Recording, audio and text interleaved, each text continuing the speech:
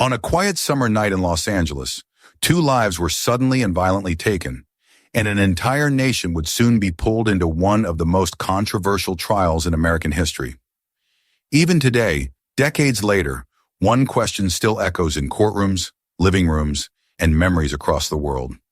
Did justice truly find its way in the case of O.J. Simpson? On the night of June 12, 1994, Nicole Brown Simpson and Ronald Goldman were found, dead outside Nicole's home in the Brentwood area of Los Angeles. Nicole was the former wife of O.J. Simpson, a celebrated football star and media figure. Ronald Goldman was a young man who had gone to Nicole's home to return a pair of glasses. What should have been an ordinary evening ended in tragedy, setting off an investigation that would soon become a global spectacle. From the earliest hours, police focused their attention on O.J. Simpson. His relationship with Nicole had been marked by years of documented domestic violence, including police calls and photographs of injuries. Prosecutors would later argue that this history was essential to understanding motive, painting a picture of a volatile relationship that never truly ended, even after divorce.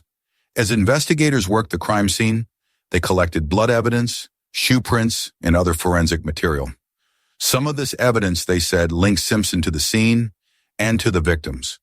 But from the very beginning, questions were raised about how that evidence was collected, stored, and presented. Those questions would later become central to the defense. Just days after the murders, the case took a dramatic turn.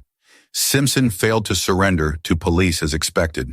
Instead, he was seen riding in a white vehicle driven by a friend, slowly moving along a California freeway, while millions watched live on television. That image, the slow chase, became an unforgettable symbol of the case. For some, it suggested guilt. For others, fear and panic. Either way, the nation was now watching. The criminal trial began in 1995, and with it came an intense clash of narratives. The prosecution argued that the evidence told a clear story: blood traces, a history of abuse, and behavior after the killings all pointed towards Simpson. They believed the science was strong, especially DNA evidence, which was still new to many jurors at the time. The defense, however, focused on doubt. They questioned the integrity of the investigation and the credibility of the police. A key figure in this argument was a detective whose past racist language was revealed in court. This revelation deeply damaged trust in the prosecution's case. For many jurors, it raised the possibility that evidence could have been mishandled or even manipulated. One of the most talked about moments in the trial came when Simpson tried on a pair of gloves believed to be linked to the crime. The gloves appeared too small. The defense repeated a simple phrase again and again, suggesting that if the gloves did not fit, the case could not stand. That moment, broadcast around the world, had a powerful impact far beyond its technical meaning. Throughout the trial, emotions ran high.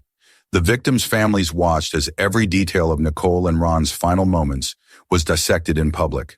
At the same time, the jury endured a long sequestration, isolated from normal life for months. When the verdict finally came on October 3, 1995, it stunned many. Not guilty. The reaction was immediate and deeply divided. Some celebrated the verdict as a victory against a system they believed had long mistreated Black defendants. Others felt shock and disbelief, convinced that the evidence had been overwhelming. Across the country, conversations about race, policing, and justice erupted, exposing deep and painful divisions.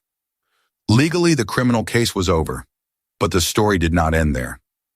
In a separate civil trial, where the standard of proof was lower, Simpson was found liable for the wrongful deaths of Nicole Brown Simpson and Ronald Goldman. He was ordered to pay significant damages to the victims' families. While this did not send him to prison, it did mark a formal legal judgment against him. For many observers, this contrast between the criminal acquittal and the civil judgment became central to how the case was understood. It reinforced the idea that legal outcomes can differ depending on the form, even when the underlying facts are the same. It also fueled ongoing debate about whether the criminal justice system had truly delivered justice. Over the years, the case continued to live on through books, documentaries, interviews, and public discussion. New claims and theories emerged, some focusing on alleged investigative errors, others on alternative explanations. Many of these points remain contested or unclear, and no new criminal charges were ever brought.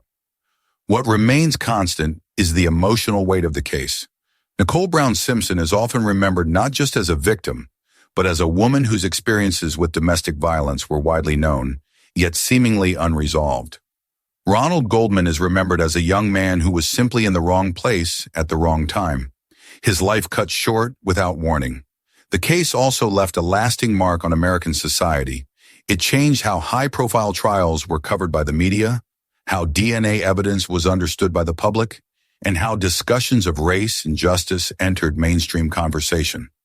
For some, it became a symbol of systemic failure. For others, a reminder of the importance of reasonable doubt. Even today, strong opinions remain. Many people firmly believe Simpson was responsible for the killings, regardless of the verdict. Others maintain that the prosecution failed to meet its burden and that the jury's decision must be respected. Between these positions lies a complex reality shaped by emotion, history, and law. As time passes, the legal facts remain unchanged, but the social meaning of the case continues to evolve. It forces us to confront uncomfortable questions. Can a trial be both legally correct and morally unsatisfying? How much should past misconduct by authorities influence a verdict? And how do we ensure that victims are not lost amid spectacle and controversy? In the end, the story of O.J. Simpson, Nicole Brown Simpson, and Ronald Goldman is not just about one night in Los Angeles. It is about how societies seek truth, how justice is measured, and how memory endures long after courtrooms fall silent.